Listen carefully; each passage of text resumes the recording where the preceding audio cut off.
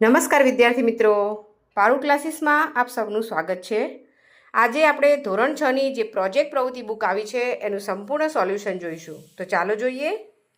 તો અહીં આજે આપણે આપણી પ્રોજેક્ટ બુકમાં પ્રવૃત્તિ નંબર 8 જોઈશું, જેનું નામ છે મારું ગીત। આપના ગામમાં, ઘરમાં, આજુબાજુ, પડોશમાં તહેવારો, શુભ પ્રસંગોએ કે અન્ય ઉજવણીઓના સમયે તમે બાળપણથી લોકગીતો સાંભળ્યા હશે।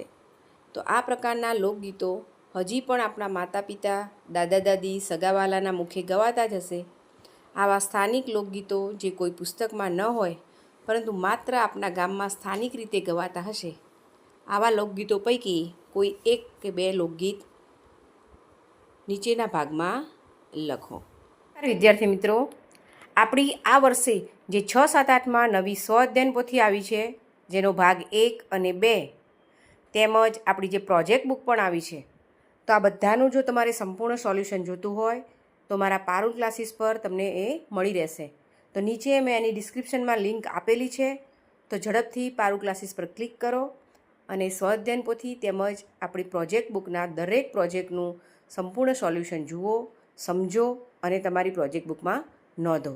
તો બરાબર, તમારે જો સંપૂર્ણ સોલ્યુશન જોતું હોય તો ઝડપથી ફટાફટ જઈને પારૂલ ક્લાસીસની લિંક જે ડિસ્ક્રિપ્શનમાં છે તેના પર જઈને ક્લિક કરો અને જોઈ લો।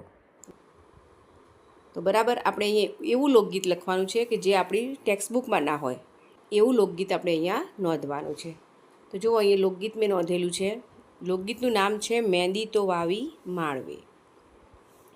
તો આ રીતે આપણે આ લોકગીતને તમારી પ્રોજેક્ટ બુકમાં લખવાનું છે કે મહેંદી તો વાવી માળવે, એનો રંગ ગયો ગુજરાત રે, મહેંદી રંગ લાગ્યો રે। નાનો દેરીડો લાડકોને, કંઈ લાવ્યો મહેંદીનો છોડ રે, મહેંદી રંગ લાગ્યો રે। વાટી ઘૂંટીને ભર્યા વાટકા, ને ભાભી રંગો તમારા હાથ રે, મહેંદી રંગ લાગ્યો રે। હાથ રંગીને દેરી શું કરું, એનો જોનારો પરદેશ રે, મહેંદી રંગ લાગ્યો રે। લાખ ટકા આપું રોકડા, કોઈ જાવો જો દરિયા પાર રે, મહેંદી રંગ લાગ્યો રે। શોકેના સાહેબાને જઈ એટલું કહેજો કે તારી બેની પરણે ઘરે આવરે, મહેંદી રંગ લાગ્યો। બેની પરણે તો ભલે પરણે, એની ઝાઝાદી રોકો જાન રે, મહેંદી રંગ લાગ્યો રે। શોકેના સાહેબાને જઈ એટલું કહેજો કે તારી માંડી મરે ઘેર આવરે, મહેંદી રંગ લાગ્યો રે। માડી મરે તો ભલે મરે, એને બાળજો બોરડી હેઠ રે, મહેંદી રંગ લાગ્યો રે। તો આ રીતે આપણે અહીંયા લોકગીતને નોંધવાનું છે। ત્યારબાદ નીચે જોઈએ પ્રશ્ન કે આ લોકગીતમાં શેના વિશે વાત કરવામાં આવી છે।